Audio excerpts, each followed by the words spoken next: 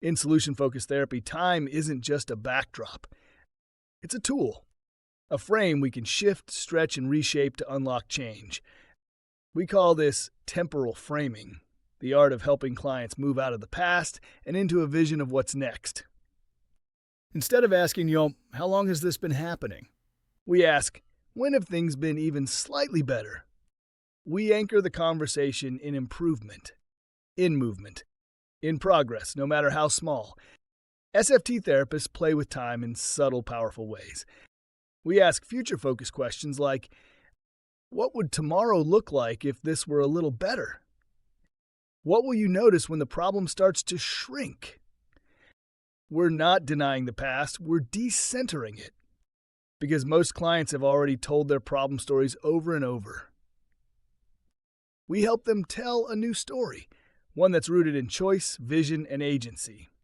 We use time to build hope.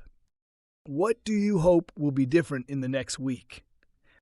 What would need to happen over the next few days for you to feel like progress is happening?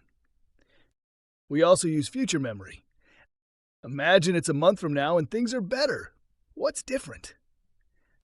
What will your future self thank you for doing this week?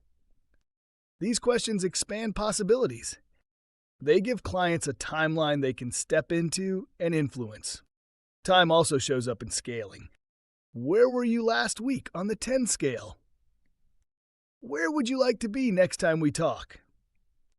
This turns time into a structure for noticing change, noticing effort, noticing movement. And that movement builds momentum.